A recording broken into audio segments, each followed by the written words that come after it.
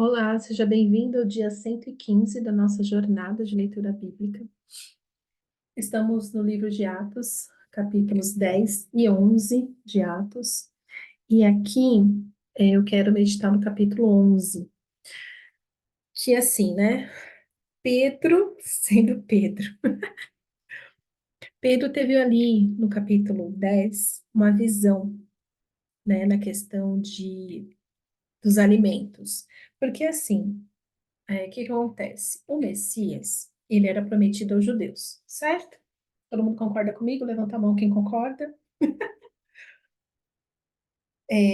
O Messias era prometido ao povo de Israel, que são os descendentes de Abraão, certo? Até aqui todo mundo comigo? Quem é Israel? Deus mudou o nome de Jacó para Israel, então o povo começou a ser chamado de Israel, certo? Dali, tantas as confusões, nananã, restou o quê? A tribo de Judá. E a tribo de Judá, que era essa tribo que viria o Messias, essa era a promessa. As profecias eram todas sobre Judá, certo? Todo mundo concorda comigo aqui. Mas o que acontece, assim, o povo, os gentios, que são os estrangeiros, já estavam sendo acrescentados ao povo de Israel. Isso desde o Egito, tá?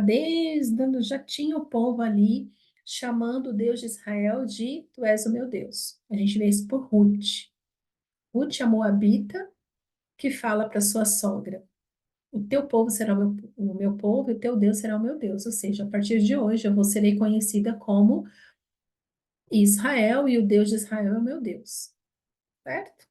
Isso já acontece. Tanto que Ruth é da genealogia de Jesus, ela é a avó de Davi. Certo? Todo mundo me acompanhando até aqui. Só que agora que Jesus ressuscitou, isso se intensifica de uma maneira assim, uou, muito gigantesca. E aqui, né, os judeus, eles começam alguns embates, né? Tá, esses gentios, esses estrangeiros estão chamando o nosso Deus de Deus, o nosso Salvador de Salvador, e agora, como que a gente lida com eles? Eles não têm os mesmos costumes que nós. Eles não têm a mesma tradição que nós. Eles não guardam o sábado como nós, eles não comem como nós comemos. E agora, como nós lidamos com eles? E aí Pedro teve uma visão sobre comida. E ali no capítulo 11, Pedro explica para a igreja o que aconteceu com ele nessa visão. Pedro chegou, capítulo 11, verso 1 diz: Os apóstolos e os irmãos de toda a Judéia ouviam falar que os gentios também haviam recebido a palavra de Deus. Ou seja, os gentios também estavam, ei, eu quero esse Salvador aí. Gente, quem que não vai querer Jesus? Quem que não vai querer Jesus? Eu sou uma delas, eu quero Jesus super. Verso 2. Assim, quando Pedro subiu a Jerusalém, os que eram do partido dos circuncisos o criticavam, dizendo: Você entrou na casa de homens incircuncisos e comeu com eles. Ah, a circuncisão era outra coisa, né? Que tinha ficado para Abraão. E os judeus, eles têm que circuncidar. Por quê? Porque é a lei. Porque é o mandamento do Senhor. Você não discute, você vai lá e obedece. Aí eu amo isso, porque judeu só vai lá e obedece. Só que agora eles estavam nesse conflito de, tá bom, os gentios também vão ter que ser circuncidados. O que que acontece agora com esse povo? Certo? Verso 4. Pedro, então, começou a explicar-lhes exatamente como tudo havia acontecido. Eu estava na cidade de Jope orando, caindo em êxtase. Tive uma visão. Vi algo parecido com um grande lençol sendo baixado do céu, preso pelas quatro pontas, e que vinha até o lugar onde eu estava. Olhei para dentro dele e notei que havia ali quadrúpedes da terra, animais selvagens, répteis e aves do céu. Então ouvi uma voz que me dizia: Levante-se, Pedro, mate, e coma. Eu respondi: De modo nenhum, Senhor. Nunca entrou na minha boca algo impuro ou imundo. A voz falou do céu segunda vez: Não chame impuro ao que Deus purificou. Isso aconteceu 3 vezes. Então tudo foi recolhido ao céu. Na mesma hora chegaram à casa em que eu estava hospedado 3 homens que me haviam sido enviados de Cesareia. O Espírito me disse que não hesitasse em ir com eles. Estes 6 irmãos também foram comigo e entramos na casa de um certo homem. Ele nos contou como o anjo lhe tinha aparecido em sua casa e dissera: Mande buscar em Jope Simão, chamado Pedro. Ele trará uma mensagem por meio da qual serão salvos você e todos da sua casa. Quando comecei a falar, o Espírito Santo desceu sobre eles, como sobre nós no princípio. Então me lembrei do que o Senhor tinha dito: João batizou com água, mas vocês serão batizados com o Espírito Santo. Se, pois, Deus lhes deu o mesmo dom que nos tinha dado quando cremos no Senhor Jesus Cristo, quem era eu para pensar opor-me a Deus? Ouvindo isso, não apresentaram mais objeções e louvaram a Deus, dizendo: Então Deus concedeu arrependimento para a vida até mesmo aos gentios. Aleluia. Quem entendeu, fala amém. Queridos, o que acontece aqui? E que Deus está falando para Pedro e para nós nos dias de hoje? Existe muito julgamento no meio da igreja. Nós temos sim que analisar atitudes. Atitudes. Então, se uma pessoa é temente ao Senhor, tem vida com o Senhor, é, né, aqui fala, então Deus concedeu arrependimento para a vida até mesmo aos gentios. Não fale que isso não vem de Deus. Eu conheço pessoas que amam o Senhor, têm o temor do Senhor, mas é uma pessoa assim, que não é aquele crente convencional, de terno e gravata, né, que a gente acha que é um crente convencional. Então, que ele está falando o seguinte, é, que eles já estavam criando uma divisão onde Deus estava trazendo união. Pedro nos leva a este lugar de, Senhor, o que que o Senhor está fazendo aqui? O Senhor concedeu arrependimento. Essa pessoa realmente ama o Senhor, então irei chamá-la de irmão. Vou trazê-la para perto.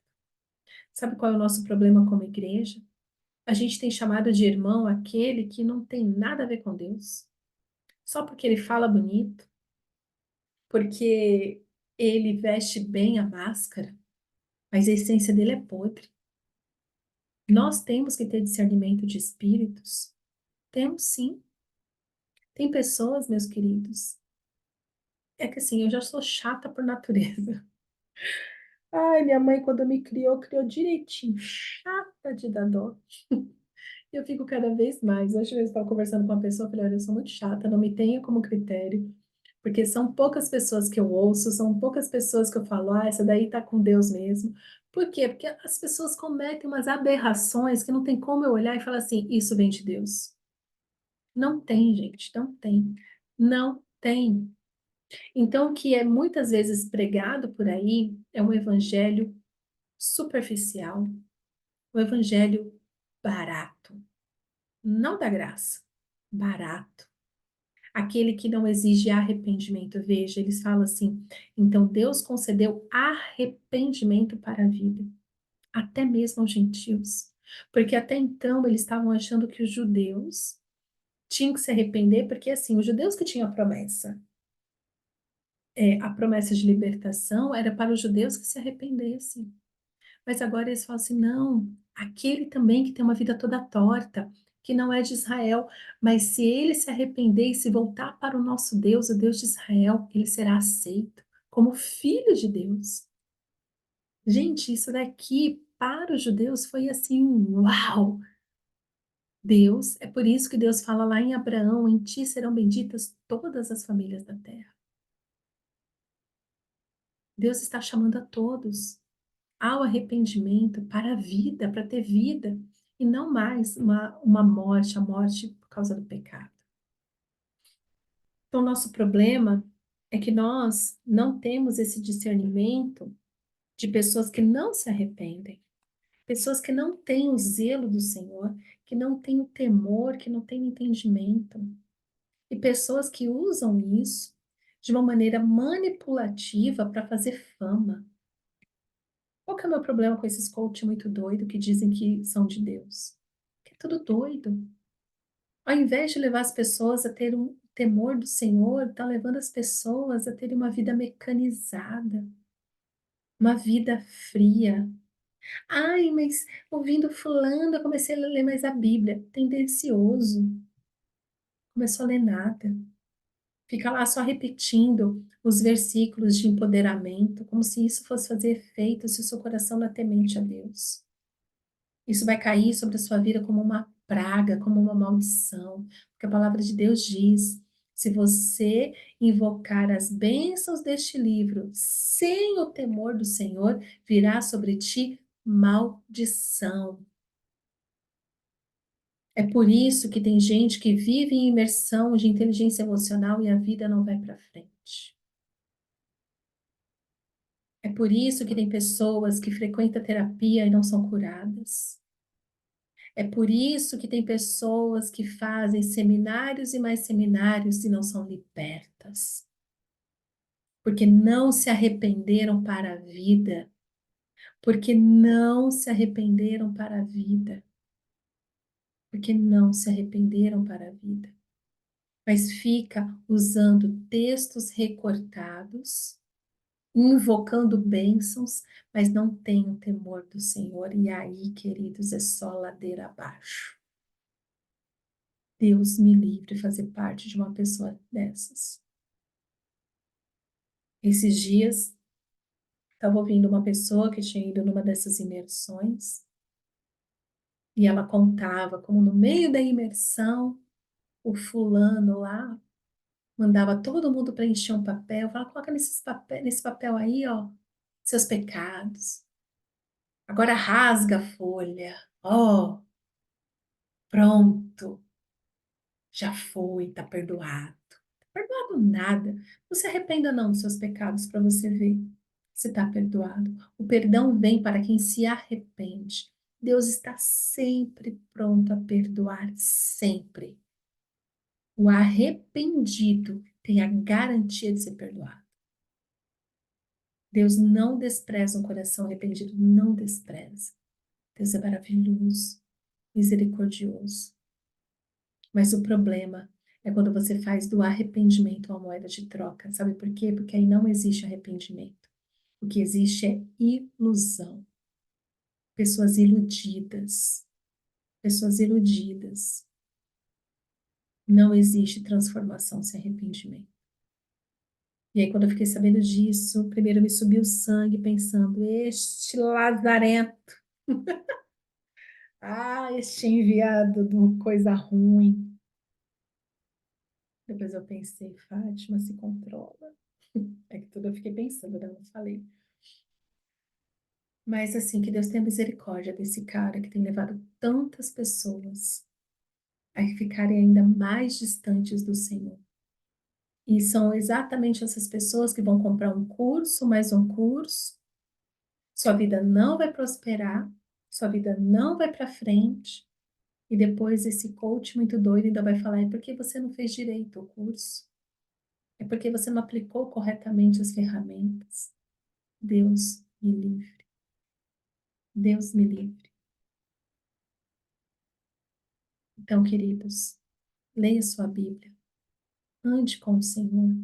Arrependa-se dos seus maus caminhos e você não vai gastar o seu dinheiro com esses caras muito doidos, que está levando pessoas à perdição, a se perderem, ficarem cada vez mais distantes de Deus. Você não precisa de mais um curso, você não precisa de mais uma terapia, você não precisa de mais uma imersão, você não precisa de mais um seminário. O que você está precisando é entrar no seu quarto, fechar a porta, se ajoelhar e falar: Senhor, eu quero te ver. Senhor, eu quero te ver. Eu quero ter uma vida completa em ti. Revela-te a mim, Senhor. Eu quero te ver. O que está faltando para você é ter experiências pessoais com Jesus. É ver o Senhor. É ser purificado pelo sangue do Cordeiro. É ter o arrependimento que vai te trazer vida e vida em abundância. E aqui, para concluir, capítulo 11, a partir do verso 19, ainda lemos: os que tinham sido dispersos por causa da perseguição, desencadeada com a morte de Estevão, chegaram até a Fenícia, Chipre e Antioquia, anunciando a mensagem apenas aos judeus. Alguns deles, todavia, cipriotas e sirineus, foram a Antioquia e começaram a falar também aos gregos, contando-lhes as boas novas a respeito do Senhor Jesus. A mão do Senhor estava com eles e muitos creram e se converteram ao Senhor. Aleluia! Notícias desse fato chegaram aos ouvidos da igreja em Jerusalém e eles enviaram Barnabé a Antioquia. Este, ali chegando e vendo a graça de Deus, ficou alegre e os animou a permanecer fiéis ao Senhor de todo o coração. Ele era um homem bom, cheio do Espírito Santo e de fé. Muitas pessoas foram acrescentadas ao Senhor. Então Barnabé foi a Tarso procurar Saulo, e quando o encontrou, levou-o para Antioquia. Assim, durante um ano inteiro, Barnabé e Saulo se reuniram com a igreja e ensinaram a muitos. Em Antioquia, os discípulos foram pela primeira vez chamados cristãos.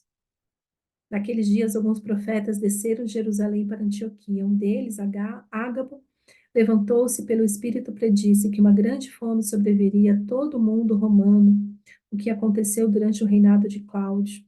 Os discípulos, cada um segundo as suas possibilidades, decidiram providenciar ajuda para os irmãos que viviam na Judéia. E o fizeram, enviando as suas ofertas aos presbíteros pelas mãos de Barnabé e Saulo. Amém. Esta é a vida com Cristo. Aonde um profeta se levanta e fala, olha, vai vir, eles falam, não. Nós vamos então antecipar, já que virá a fome, nós vamos já separar o nosso alimento, nós vamos nos ajudar mutuamente. Está na hora, queridos, de ouvir o Senhor e agir conforme a vontade do Pai, ajudando uns aos outros. Está na hora de ter a sua responsabilidade no reino e fazer com que o reino chegue naqueles lugares onde o Senhor quer chegar, mas está faltando a sua mão, está faltando os seus pés irem até lá e anunciar as boas novas. Estamos vivendo dias difíceis, mas com o Senhor tudo fica fácil. Amém? Senhor, abençoa-nos, Pai, com coragem, com fé e com responsabilidade. Nos ajuda, Senhor, a nos mover segundo a Tua vontade, segundo a Tua verdade. Que possamos ir onde o Senhor nos mandar ir. Que possamos, ó Pai, ver com os Teus olhos aqueles que se arrependem pela vida e que possamos ensiná-los segundo o Seu temor, segundo o Seu Espírito, segundo a Tua palavra. Ajuda-nos, Senhor, a ter uma vida completa em Ti e assim alcançar os nossos irmãos que estão precisando de uma palavra de salvação hoje. É o que eu te peço, Pai, em nome de Jesus. Amém.